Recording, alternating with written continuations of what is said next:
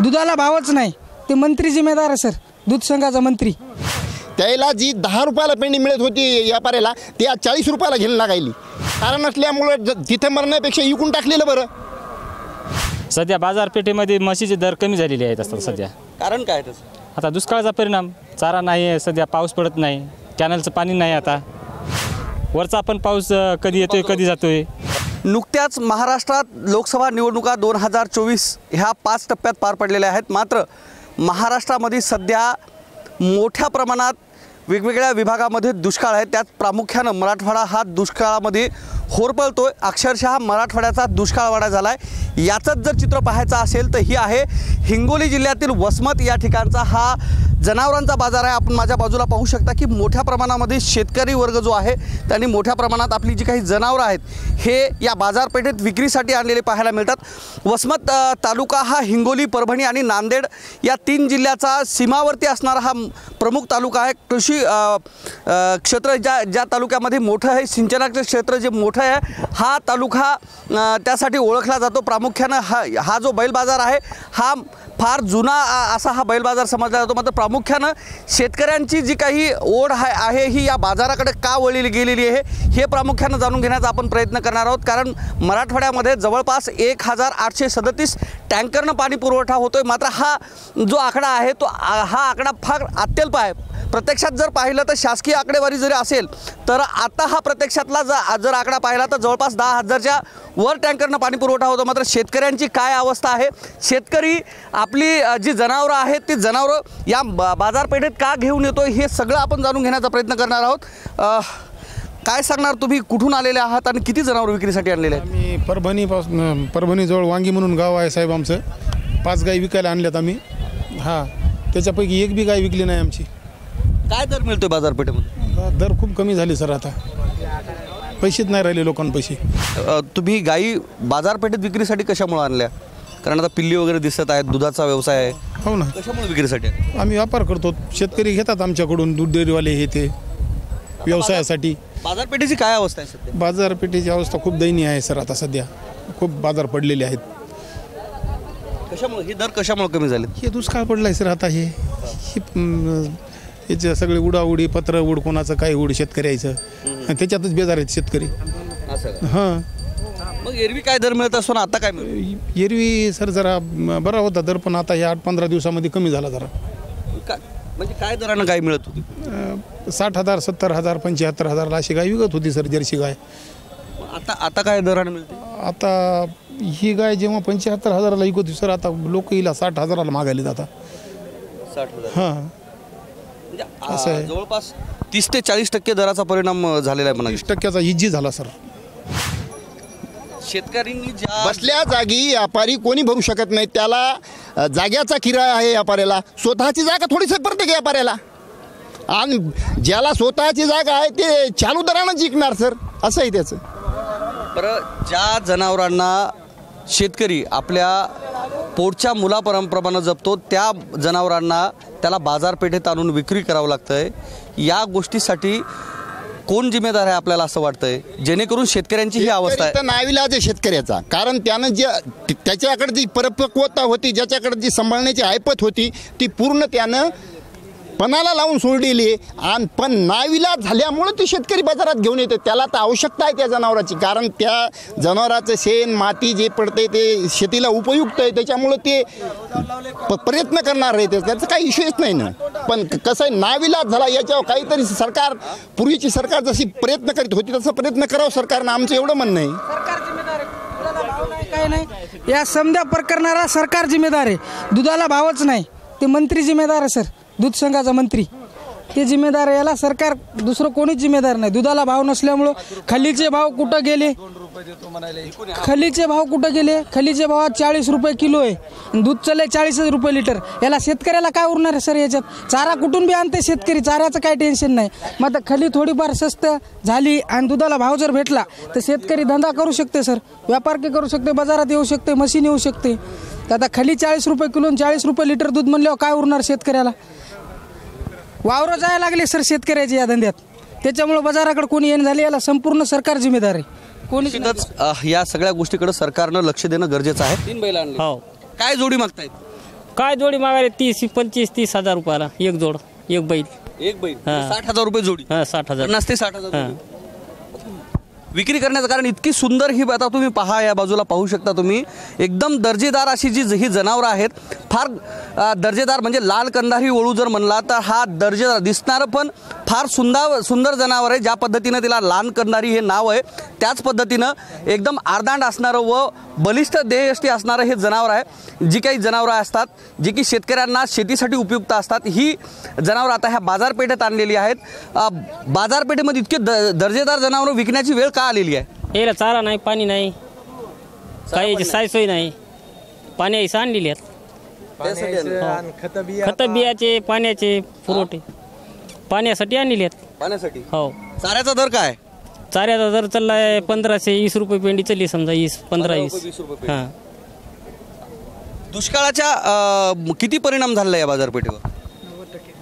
90% झालं. अगोदर जर समजा जर दुष्काळ नसता तर हे किती मध्ये विकले गेले असते? हे इकले असते 80-85 पर्यंत.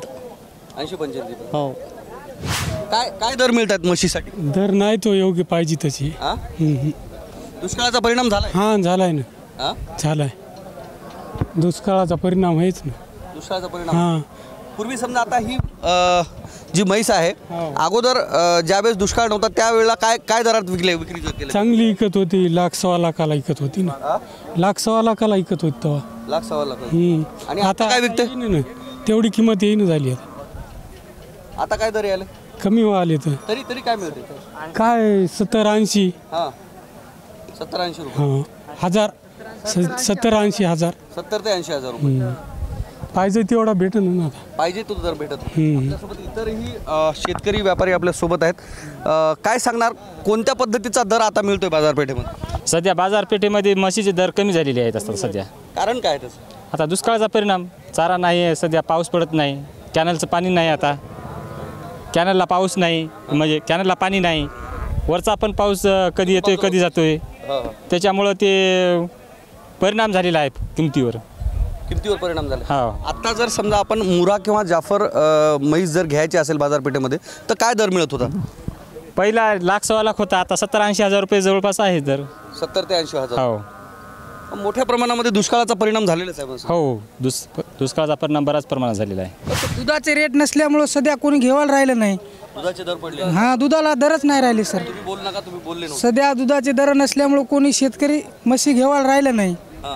त्याच्यामुळं डेअरीवाले 45-40 रुपये फॅट येत नाही वातावरणानं. टेम्परेचर वाढलेलं आहे सध्या. टेम्परेचरमुळं फॅट येत नाही, चारा आवश्यक जनावराला भेटत नाही, कॅलनला पाणी नाहीत. त्याच्यामुळं काय आता हे मार्केट पडलेत सध्या पैसे समधी. दुधाचे रेट नसल्यामुळं कोणी बाजारातच येणं झाले, शेतकरी जनावरच घेणं. चाऱ्याचा दर काय आहे मार्केट? चाऱ्याचा दर काय सर, 10 रुपये 20 रुपये पेंडी झाला आहे. असेल त्याच्यापाशी चारा आहे. बाकी समजा 90% शेतकऱ्यापाशी आता चारा नाही, 10% शेतकऱ्यापाशी चारा आहे आता सध्या. दुष्काळाचा मोठा परिणाम ह्या मार्केटवर झाला आहे. दुष्काळाचा मोठा परिणाम या मार्केटवर झालेला आहे. निश्चितच दुष्काळाचा जो परिणाम आहे तो मराठवाड्यातील ह्या बाजारपेठेवर दिसून येते. इतरही शेतकरी आहेत. तुम्ही व्यापारी आहेत की शेतकरी आहेत? काय दुष्काळाचा काय परिणाम झाला आहे? दुष्काळाचा परिणाम सर असं झालं आहे की या पाणी कमी असल्यामुळं जे आपण 30 गुंठे 20 गुंठे बागायत करीत होतो ते 5 गुंठे 4 गुंठे वाढले, ते 2 दिवसात 4 दिवसात संपून चालले चारा. आणि येण्याकरता कालावधी कमीत कमी 3.5 महिने लागतात, त्याला 3.5 महिने लागतात. आणि ही आग जास्त असल्यामुळं 8 दिवस 10 दिवस पाणी न लागायचे, ते 2-4 दिवसातच पाणी देणं लागायला त्याला. आणि ते पाणी नाही एरीमध्ये उपलब्ध नाही, कॅनलमध्ये नाही. शेतकऱ्यांचा मोठा कल आता बाजारपेठेकडे दिसतो का जनावर विक्रेत्यांकडे? 100% आहे ना. कारण काय की चारा नसल्यामुळं तिथे मरण्यापेक्षा विकून टाकलेलं बरं. बाजारपेठेमध्ये ज्यावेळेस शेतकऱ्यांची आणि ज्याला जे शेतकरी आहेत त्याला धरून त्याला बैलाची आवश्यकता आहे, त्याला बैल घडणं, कारण पैसा नाही ना जवळ, मालाला भाव मिळाला नाही, त्याच्यामुळे कोणापाशी पैसा राहिला नाही. बाजारपेठेमध्ये आल्यानंतर व्यापाऱ्यांकडून बऱ्याचशा जे काही जनावरं आहेत त्यांचे दर पाडण्याचे प्रकार होतात. सांकेतिक भाषेमधनं ते दर पाडल्या जातात. याचा परिणाम जाणून येतो बाजारपेठेत? असं नाही ते सर, कसं आहे की सांकेतिक भाषेमुळं नाही पडले जातात. त्याचं कारण असं आहे की त्याच्यापाशी चारा नाही. त्याला जी 10 रुपयाला पेंडी मिळत होती व्यापाऱ्याला, ती आज 40 रुपयाला घ्यायला लागायली. आणि ते जनावर 2 दिवसामध्ये 3 दिवसात विकायचं, तर त्याला 15 दिवस महिनाभर सांभाळणं लागायले. त्याच्यामुळं त्या चाऱ्याचा खर्च त्याला नेण्या जाण्याचा खर्च त्याला इथं ठेवता येतं थोडं, त्याला ते नेवावं लागते, गावाकडे 2000 रुपये लागतात, आणाया 2000 लागतात. तुम्ही कुठलचे आहेत प्रॉपर? उडाळा, उस्मान तालुक्यात. उस्मा तालुक्यातला. काय वाटतं आता लोकसभेच्या निवडणुका झाल्यात, सरकारनं शेतकऱ्यांचे प्रश्न हाताळलेत, यशस्वी ठरलाय का सरकार हे या शेतकऱ्यांचे प्रश्न हाताळण्यामध्ये? आता ही परिस्थिती पाहिली तर अहो, शेतकऱ्याचे प्रश्न कोणत्या टायमाला हाताळले जातील? ज्या वेळेस शेतीमालाला उपयुक्त भाव आणि उपयुक्त खतावर जी GST आहे, पूर्वीच्या काळी सरकार त्याला अनुदान देत होतं, आता त्याच्यावर GST लादली गेली. प्रामुख्यानं जर पाहिलं तर मराठवाड्यावर दुष्काळाचं सावट आहे. मराठवाड्यातील जे काही 11 जलप्रकल्प आहेत त्या 11 प्रकल्पानं आता तळ गाठलेला आहे. त्यामधील जवळपास 3 जलप्रकल्प जे आहेत ती कोरडी ठाक पडलेले आहेत. जायकवाडीचा जो पाणीसाठा आहे तो सुद्धा जोत्याचा खाली गेलेला आहे.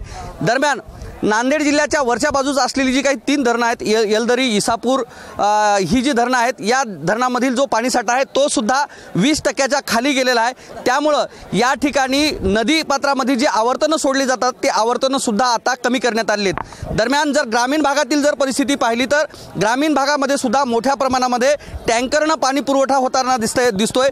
अनेक लोकांना एकदा घेतलेलं पाणी दुबार वापरण्याची सुद्धा वेळ आलेली आहे. दरम्यान त्यामुळं या ठिकाणचा शेतकरी आहे तो हवालदिल झाला आहे आणि लेकरासारखी जपलेली ही जनावरं आता या ठिकाणी बाजारपेठेमध्ये विक्रीसाठी आणण्याची वेळ या शेतकऱ्यांवर आलेली आहे. दरम्यान लोकसभा निवडणुकांमध्ये वेगवेगळ्या गोष्टीची चर्चा झाली. शेतकरी प्रश्न असतील, शेतमजुरांचे प्रश्न असतील, सुशिक्षित बेरोजगारांचे प्रश्न असतील, या सर्व प्रश्नांना वाचा फोडण्यासाठी हे सरकार आणि हे राजकीय नेते कितपत यशस्वी झालेत या चित्रावरून आपण ते लक्षात घेऊ शकता. कारण जर वातावरण या देशातला शेतकरी जर तरला नाही तर या देशाची अवस्था येणारी पुढची काय असेल हा मोठा प्रश्न आहे. कॅमेरामन दीपकसह मी धनंजय सोळंके, मॅक्स महाराष्ट्र, वसमत, हिंगोली.